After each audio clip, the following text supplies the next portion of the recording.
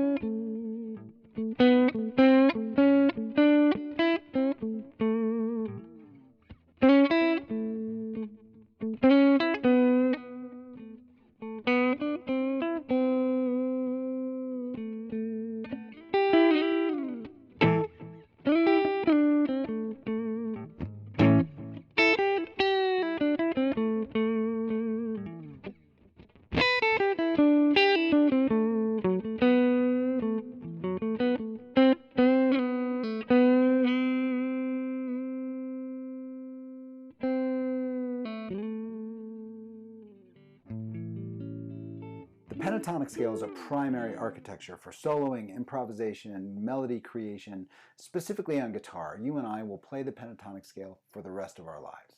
It's one of those studies that goes on. It's a lifelong study. You can spend decades on it and then hear someone using it in a different way, and sort of it reignites your interest in it.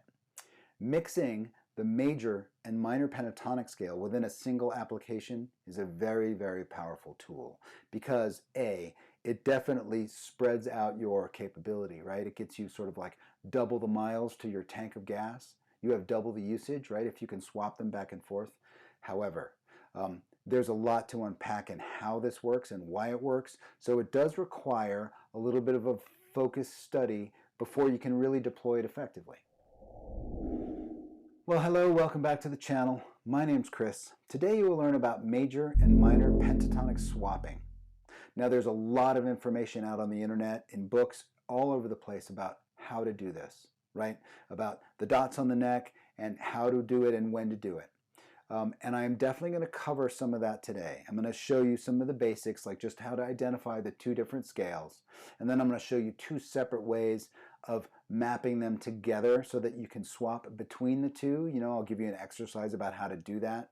But if you're a fan of this channel, you know that I'm also going to want to spend the majority of our time sort of underneath the covers, and I want to expose to you why these things work together and how they work. Like what is really going on, because I feel like once you own that type of information, then you really own the sonic relationships, and once you do that, then it's a tool you can use whenever you want to.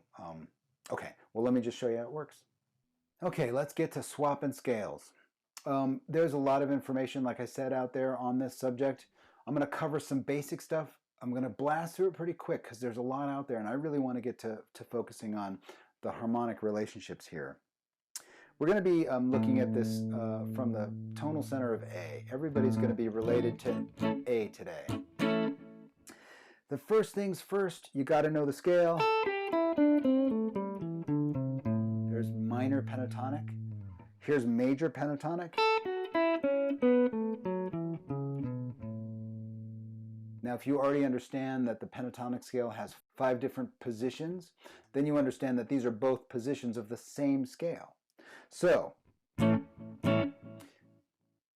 quickly, I just want to show you how to start to swap them out. And I'm going to go fast here, so hang on to your boots.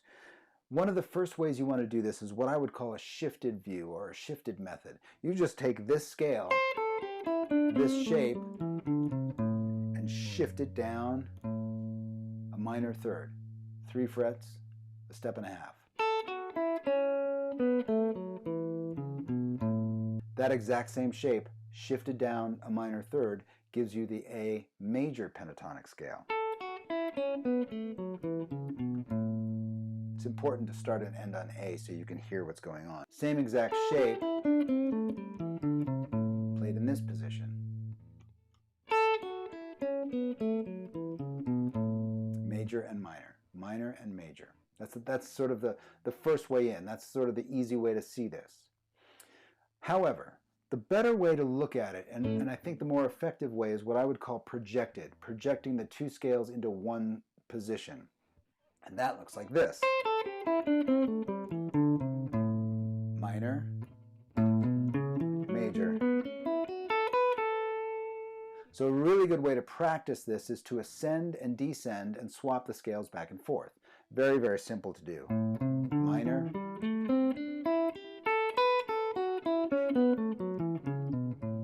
or you can go the other way around, major up, minor down. Just going back and forth like that will give you the capability to swap pretty easily. So that's a very, very good idea to sort of get swapping right away. Now, there's a question here.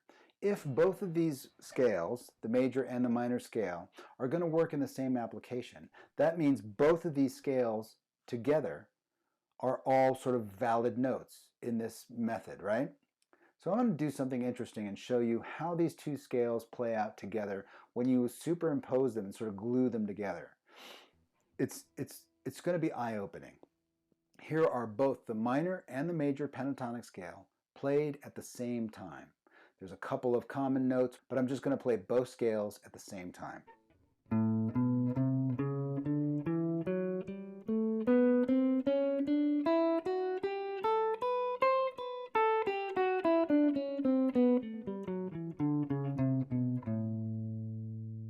It's weird.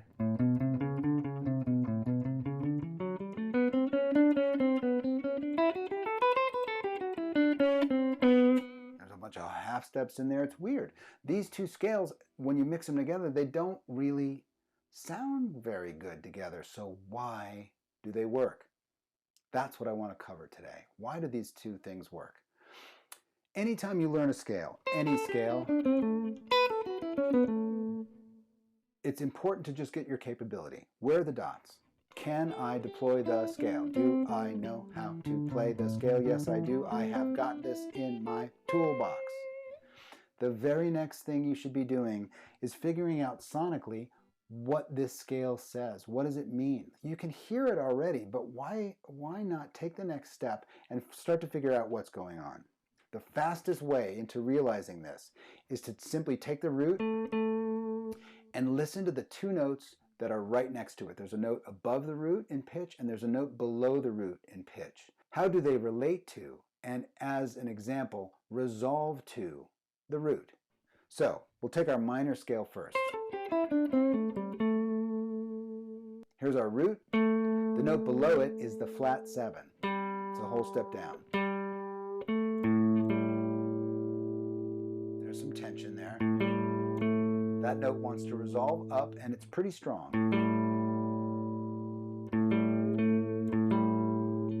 It sounds like you want to bend it, maybe. That's the flat 7. Now we'll take the root. The note above it in the minor scale, the minor pentatonic scale, is the flat 3. That really wants to resolve. And it also wants to get bent, doesn't it? Billy Gibbons, ZZ Top just got paid.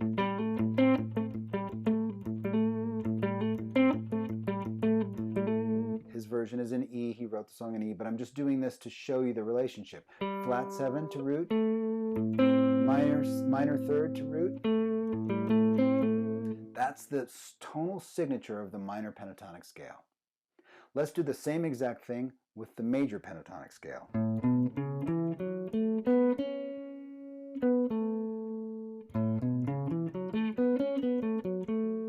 Here's our root. The note right below it in the scale, in the major pentatonic scale, is all the way down here at the 6.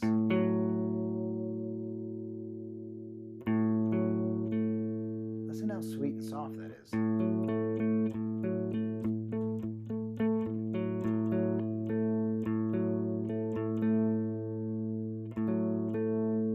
Softer. I feel like this is a softer, easier resolution. Not as much tension as the minor scale had against the flat 7. The note right above the root in the major pentatonic scale is the 2.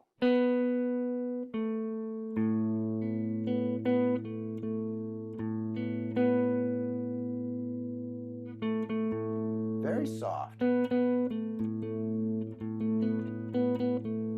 So we've got this 6. It just even when I play it, I want to play it softer. And there's the minor, here's the minor, minor, major.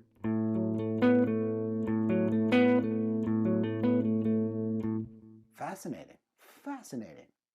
These different sets of harmonic tension are what you're doing when you swap back and forth.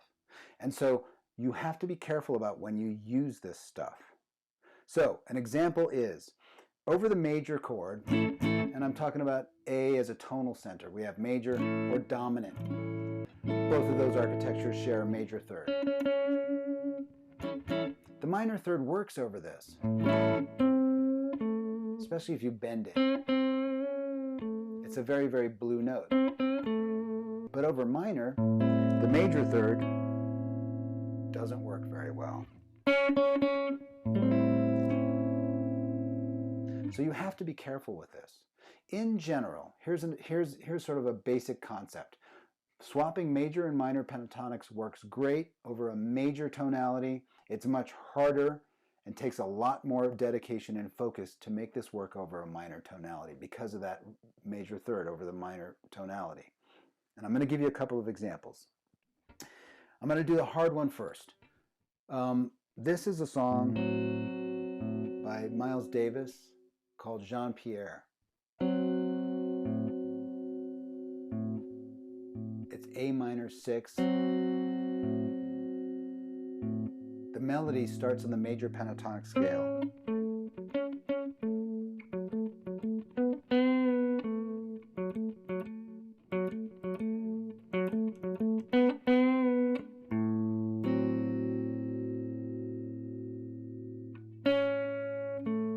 Major, major, minor, major. Against that.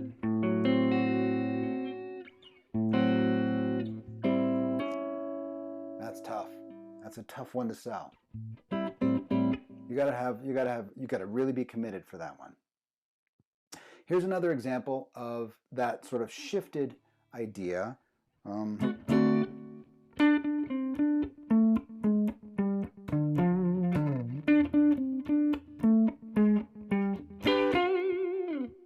Sunshine of Your Love by Cream, Eric Clapton playing guitar in his solo, and that's a solo that you should probably try to spend the next couple of years really getting. I've spent years on it, and it's incredible. It's just amazing. He starts the solo using the minor pentatonic scale, and then he switches to this shifted mode.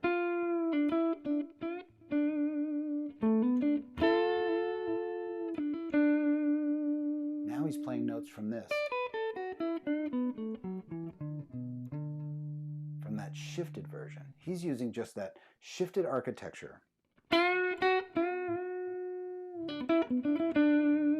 the key of D.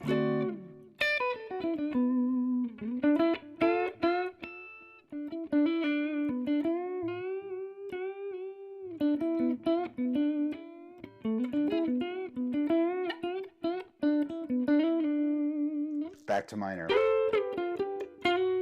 Major. Listen to that solo. He mixes those pentatonic scales perfectly, really, really well. Okay, now I'm just going to give you two licks to take away, just sort of like, here are some great examples of how to just swap back and forth. And I just wrote these licks just because they're licks and it might be helpful. Here's the first one.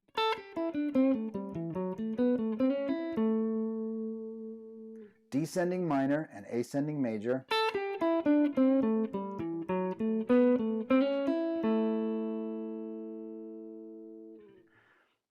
The next one is ascending major and descending minor.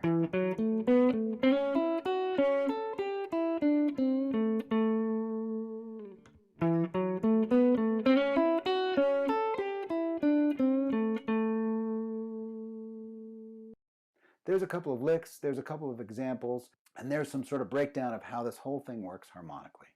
Okay, there they are, swapping these two scales with very, very different sonic signatures. They say very, very different things. and yet we can mix them together. And you saw that Miles Davis example. Like, that's control of serious harmonic tension, right? He's asking a lot of his audience at that moment. And so to be able to command that kind of control over sonic tension and release is really, it's really something. Once you start to look at these ideas, and specifically I think swapping major and minor pentatonic scales is one of the first doors that opens that allows you to start really understanding how to control these things, and how to do it consciously. And that turns you down a path that leads to, I am a musician who plays guitar, versus I'm somebody who has a guitar on my lap and I know a bunch of dots and I can play them for you. This type of thing leads to seeing all of these things, all of these scales and chords, anything you ever learn as part of a big old fabric. One big fabric that you can use in many different ways. Here's a great anecdote from Charlie Christian. And if you don't know who Charlie Christian is, you should look him up. He was a very, very influential early electric guitar player, died in the early 40s. Very influential jazz player.